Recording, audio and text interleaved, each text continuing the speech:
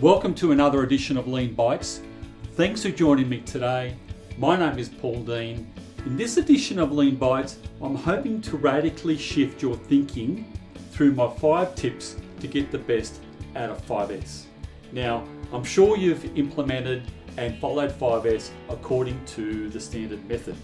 But before you go and close this video in search of something better, please just stick around for a few minutes because I want to share with you how 5S can do so much more than the expected outcome of a clean and tidy workplace. I truly believe if you approach 5S in the way that I'm proposing, then I'm confident your mindset will be altered and the resulting system will be so much more powerful. Now, over the years, I've had the real privilege of implementing lean programs with large global organisations and supporting many smaller organisations already on the journey. And I've found by far one of the most significant keys being 5S. Simply put, 5S is a 5-step workplace management system to create and maintain a safe, clean, orderly and efficient workplace. And I love the underlying premise. There's a place for everything and everything in its place. But I really believe if you approach 5S from this angle, you're not getting the full benefit. You're really only scratching the surface. Now, some deploy 5S as a way of strengthening and sustaining housekeeping. Others also take the opportunity to reorganise workstations, maybe even change the layout or processes being used at those workstations.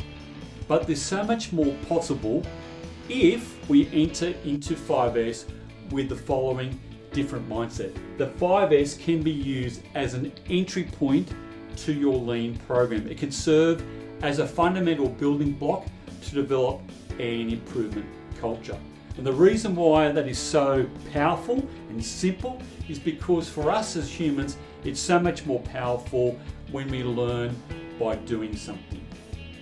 The change in mindset comes when we allow the local team to undertake the analysis and the transformation in a controlled environment. You might call this a pilot.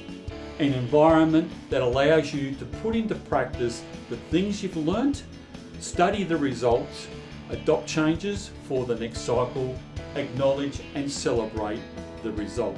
So, I've got 5 tips to help you achieve the full benefits of 5S. Number 1, launch your team into a simple 5S activity with the long-term intention of building capability. Make this known to your team, make this part of your overall plan for your team, make this part of your overall lean strategy. Now, I've seen many times where a 5S transformation has equipped the team to go further in their improvement capability and undertake more difficult Kaizen or A3 activities, even to the point of tackling significantly complex problems. This is the sweet spot for 5S. Number 2, the majority of the group doing the 5S activity must be the local team. Those who will be the beneficiaries of the transformation. They typically work in the area where the transformation is being undertaken. Once again, communicate your overall plan that while this activity will transform the work area, it serves as a building block for the future to help develop an improvement culture.